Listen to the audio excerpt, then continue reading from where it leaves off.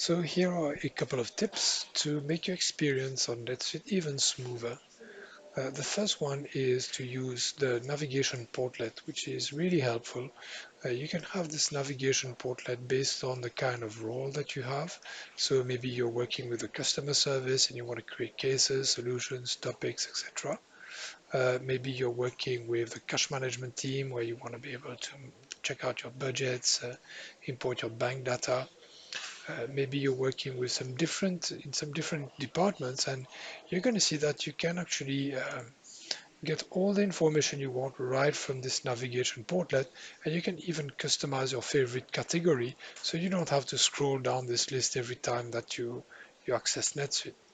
So if this is something you'd like to do, we recommend to go to Customization, Suite Bundler, Search and Install Bundles. You're going to right click on that, open it in a new tab. And here what you're going to do is you're going to look for navigation portlet. Well, just put navigation. Should be enough. Okay, so what I recommend is picking the one that's managed by NetSuite. And you can see here that the publisher ID is NetSuite. So it's public, so it means that it's free. And you can see here there's been 25,906 installs of that already. So once you install that bundle, so you're going to click on this, of course, and you're going to click on install. I've already done it on this platform, so I'm not going to do that again. But once you do it, what you're going to do is you're going to go to your dashboard. You're going to click on personalize. And here you're going to look for custom portlet. You're going to click on this. Here, you might not see navigation portlet right away. Don't panic if you don't see it. Move your mouse to the little dots here. Click on setup. And then on the source, you're going to see there's quite a lot of custom portlets. So you want to choose navigation portlet. Right. So you can add a second navigation portlet for different portlet elements. But this one is the navigation portlet that's installed with the bundle that I just showed you. And it's going to help you go a bit faster instead of having to go to transactions, sales, enter a sales order. Maybe you're going to have your own portlet for the sales and operations, for example. Okay, so here are your leads, contacts, prospects, customers, opportunities, sales orders, etc. So of course you can customize these portlets, you can rename them too.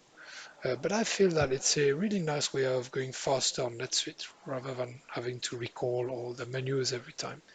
So that's the first tip. The second tip is to make sure that whenever you create a customer record or a transaction or a vendor record, that you don't overwhelm it with scripts or historical transactions.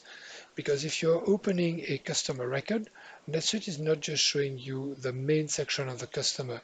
It's looking for all the history of the customer, like all the cases, all the transactions, all the events like meetings, phone calls, or everything that's linked to the customer, and it's going to show you that in the on the subtab of the customer record.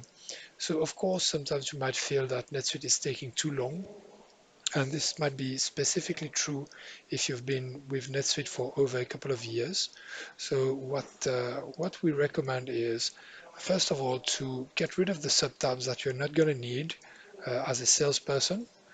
Maybe you don't need to see the financial elements, the historical elements of your transactions there. Maybe your role is just to create new customers on the fly.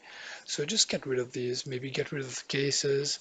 And then if you have a different access, maybe a sales support or an after sales permission, then on these permissions that you're going to activate these subtabs and related records, because then of course you won't mind seeing all this information.